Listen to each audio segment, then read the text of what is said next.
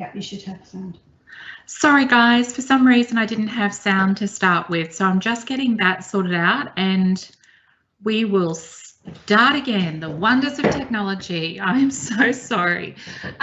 Welcome, take two. Welcome everyone. Today we're talking about submission management and the winning formula. Last week you couldn't see me, you weren't going to hear me, but I think we've got it all working now. So fingers crossed we're good to go. But look, big good morning to you all and a massive welcome. We have a lot of new people online today and again, some really familiar faces. So thank you for joining us and I really look forward to seeing you soon or meeting you. So look, it's interesting, at about 7 o'clock this morning, I decided to slightly amend this presentation based on a couple of the questions that had come through to me. So I just want to keep this real. It is a topic that is tough for some individuals. Look, it's not the easiest of jobs, submission management. I find you've either got it or you haven't. But it is something that you can learn if you approach it in the right manner.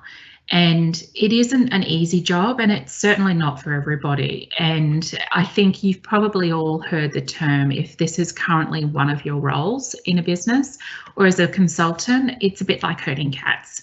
And it shouldn't be, but sadly, quite often it is.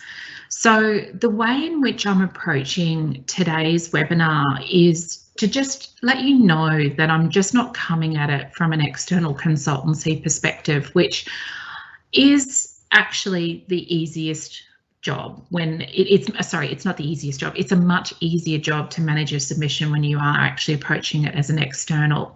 But I have actually also worked in-house for many, many, many years for large companies where we were managing submissions that were actually being coordinated all over the world and all had their own individual challenges.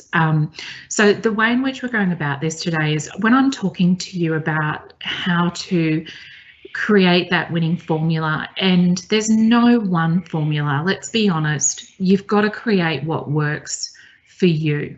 We're all individuals and we all have individual personalities. So today is really about coming up with a formula, and with all formulas, we've got to constantly reevaluate and evolve them, but you've got to have some really key fundamental pieces in your formula. Otherwise you will have some problems when you're trying to get the best from a submission. So look, is just really quickly, just again, remind ourselves, why do people even seek these competitive bids? Why on earth can't we just give them a piece of paper that says this is how much it's going to cost you and let's be done with it, sign here, we're all good, as opposed to putting all this time and energy into creating documents and all sorts of bits and pieces. What are the things that you need before you go to bid? And then what is this winning formula that I'm talking about? For me, the biggest thing here is that you've got to remember at the outset that a submission is a sales document. Never forget it's a sales pitch. This is a pitch. This is a pitch for business. No matter which way we turn this, we are pitching for work. And when you're pitching for work, it's got to have the right components and tone, etc., to actually engage the client. So don't forget this. But the other thing with running a submission is I always look at it a little bit like running a business. And strangely, that's also what I do. And I think running submissions actually gave me some additional skill sets that I probably would not have gained otherwise, that helped me to run the company that I currently own and run. And one of those things is we often work with a bunch of people that we either know really, really well because we've done bids before, or we're thrown in with other people that we've never really met before and we don't know who's who. The biggest thing is understanding everyone as an individual and what they're bringing to the team so that you can actually manage them as a whole. You will have people in your team that walk the walk, talk the talk, and deliver nothing, but they've always got something to say. You will have other people in your team who are like the quiet achiever, They never say boo, but they get on and they get stuff done, and they are really integral to your team. There's a whole range of different personalities, but it's really important as someone who's managing this process that you actually come at it from who's going to help, who's going to hinder, and how do I make this all come together, and how do I actually get people to work together. You're in a management position when you're a submission manager. You're managing something, so you've really got to work out how to move forward, how to get the best out of everybody. And you've got to wear different hats. Like sometimes you're counselling people because they're not getting along and they're not giving you what you need, or they're not helping the other person on the team do what they've said they would do.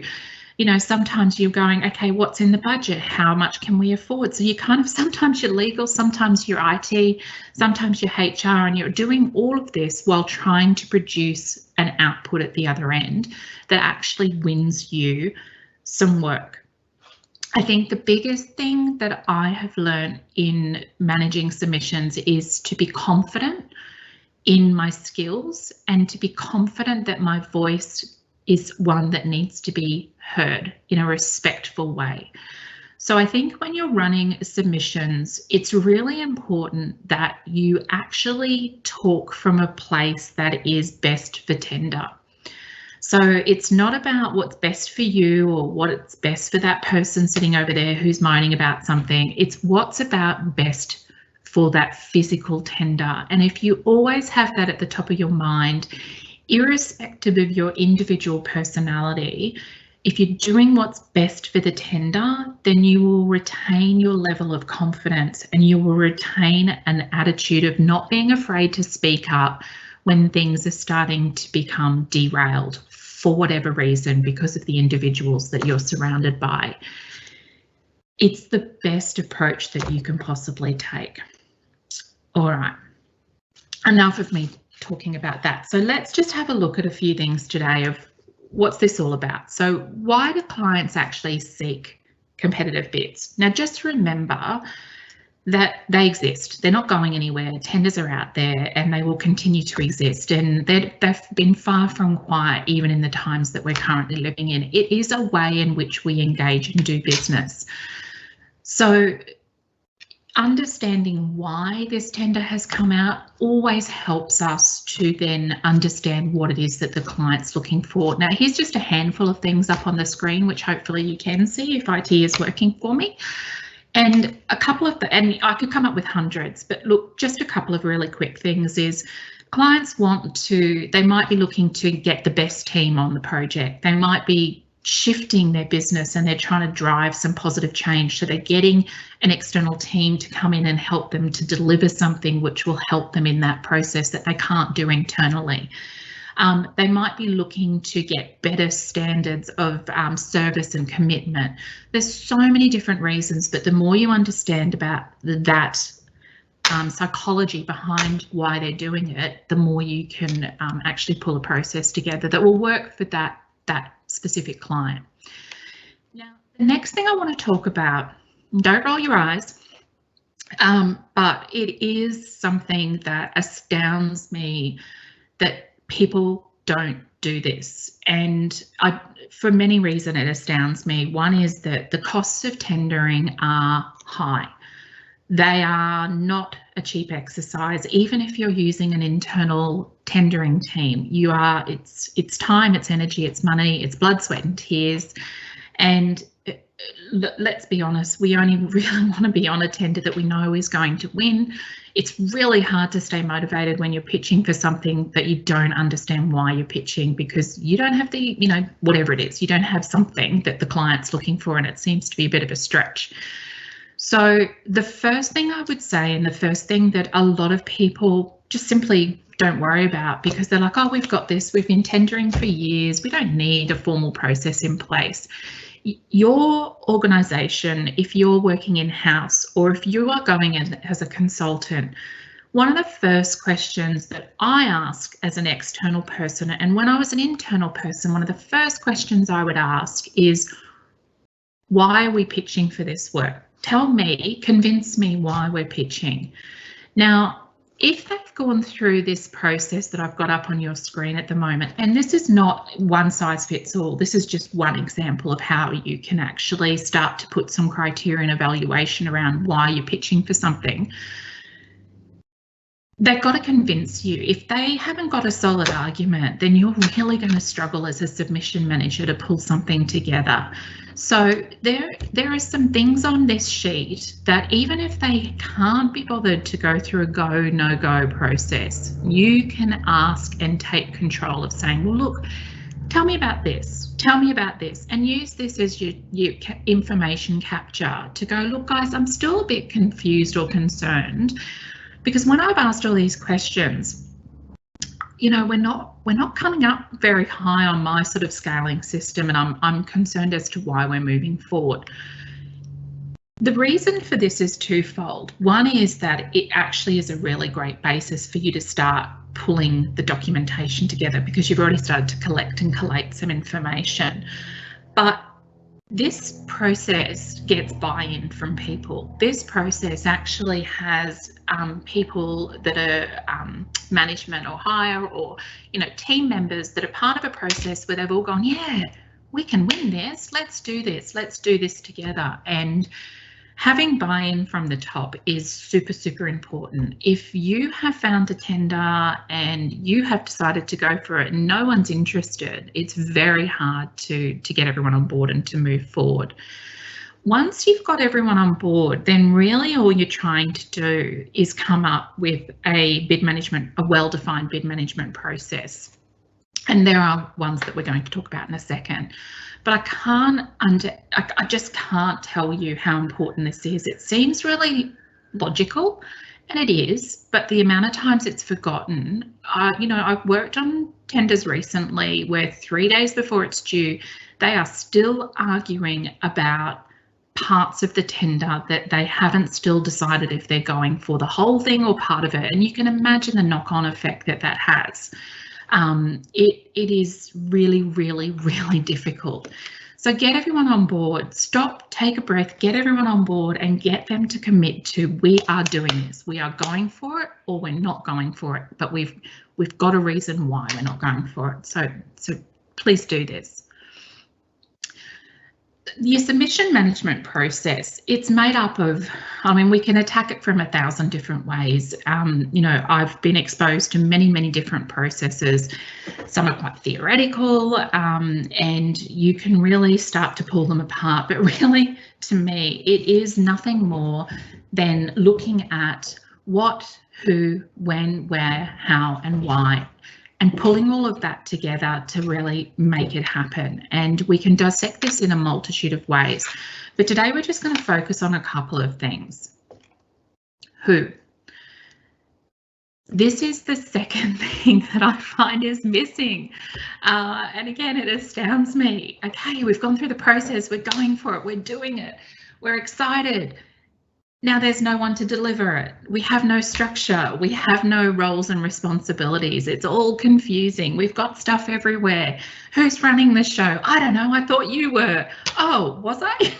So it sounds really obvious, but it again is a step that's missed. We have to be really clear on who's doing what and what their role entails, because you will have heard and you will continue to hear, I've got my day job. I ain't got time for this. I've got a day job. So they have to know, those people with day jobs, and they're generally the technical people, what your expectations are and what and how they are participating in this process, when you need them, why you need them, what are the outputs, when do you require them, whatever that stuff is. And they also need to understand, when I give you stuff, what do you do with that stuff, and when you need me back, where am I in the bigger picture? You can't have a successful bid that doesn't have a technical team and the submission team. And look, that submission team might be one person, it might be the bid manager, but we can't work in isolation. We have to work with the technical team. They are the people that do the delivery of these projects once they're won.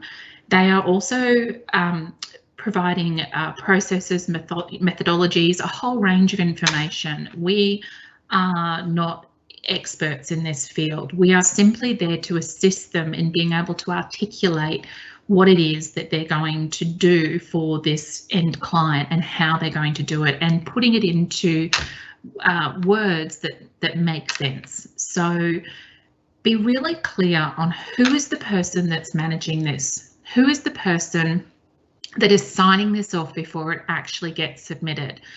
And your bid manager might actually be the service, whatever the sector is, leader, and they get to see it, and they are the person at the top of the hierarchy, and then everything comes back up through them and back down. And your role might be, you know, somewhere just below them, but you're running the show. So just be really clear on that, because a lot of confusion is had on, I thought you were doing, no, I thought you were doing. And again, internally, we make assumptions about sometimes that person we're reporting up to is doing something, and they've actually assumed that you're doing something. So there are a million different ways to dissect those roles and responsibilities, and sometimes we obviously take on a multitude of roles, but you might know it. Have you communicated it? Communicate that out to the broader business, because we all come into businesses with preconceived, well, that's how we did it in organisation X. Well, over in organisation Z, we did it this way. So when people join teams and businesses, they come with preconceived ideas of how things work. If you haven't communicated to them otherwise, that is how they will start to respond to you, and then they will get confused and they will potentially disengage from the entire process. So it's up to you as a submission manager to go, guys, this is how it all works. This is how we're all coming together.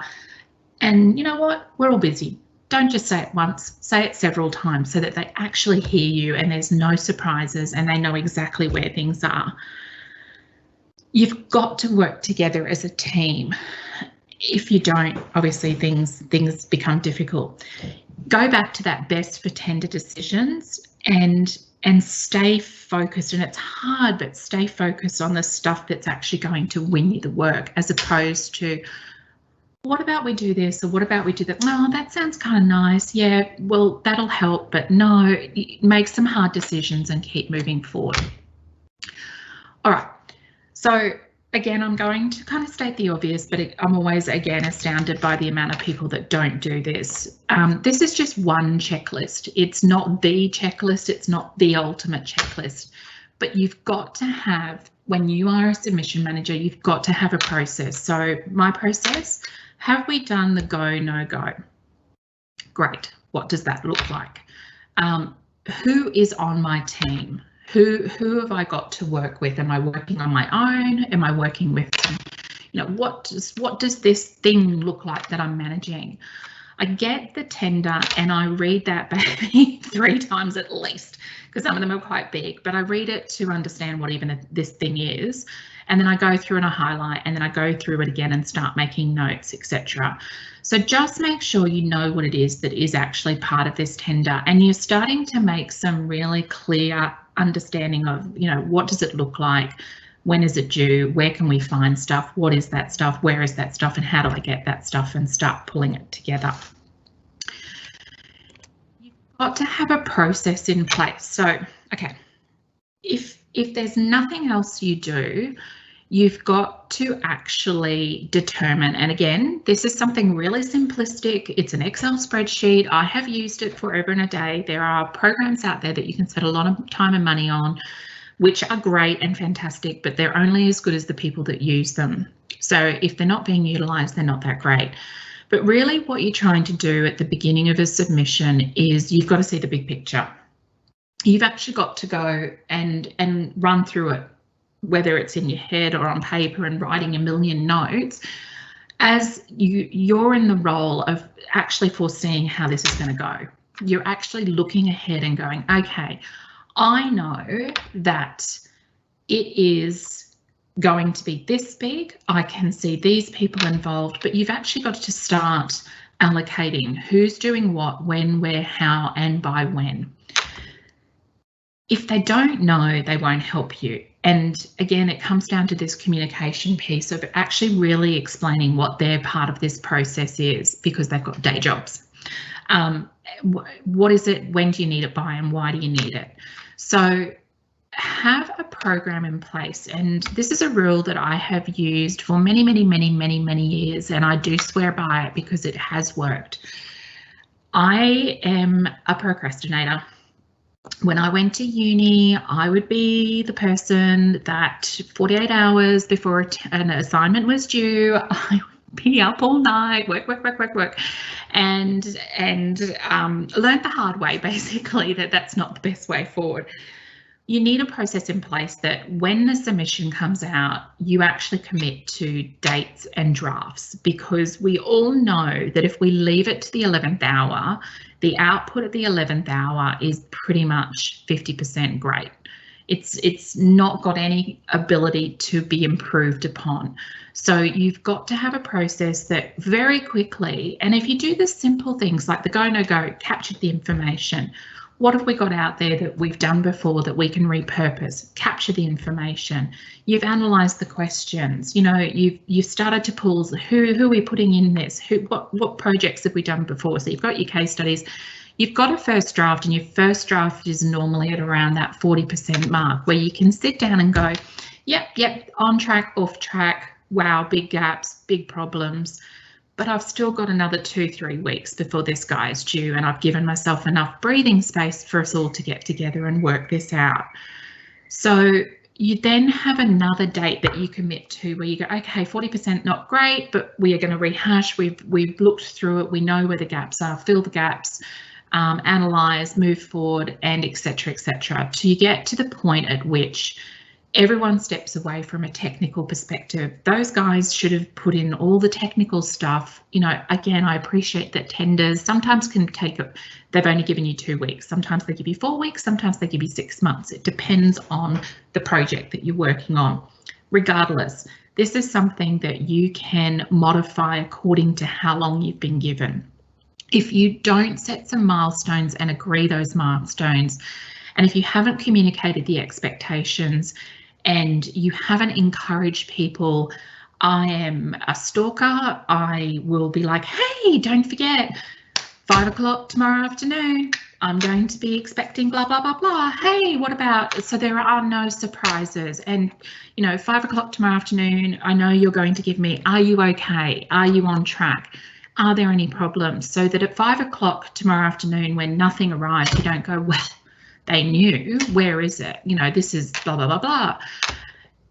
Not everyone will contribute when they said they're going to contribute. I get that, and I still have that issue. There is no magic wand that I can give you right now to fix that. But if you've done everything you can physically do, and you've given everyone the opportunity to contribute, and you have a process, and you are communicating and doing everything that you can, there probably will always be that one person.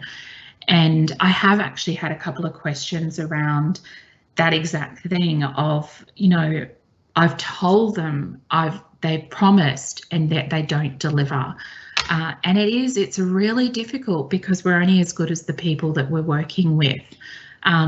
So you need to come up with, and I dare say, and I'm not 100% sure, but you know, if you probably need to understand that you need to have a bit of a review with them afterwards and say, look, give them some hard feedback and constructive feedback to say, look, I don't know that you understand how important your contribution is, but if you can't contribute, you know, is there someone else in your team? You've got to let them know, and no doubt there'll be other bids that you need to work with them on. So give them that feedback so that you bring them into the process and make them feel a part of the process. Shouting and screaming at them won't get you anywhere. I know we're going through things quickly, and I appreciate these are only a half-hour sessions, but my goal for you is to hopefully jumpstart something in your brain where you've forgotten to do because you're too busy. Well, busy.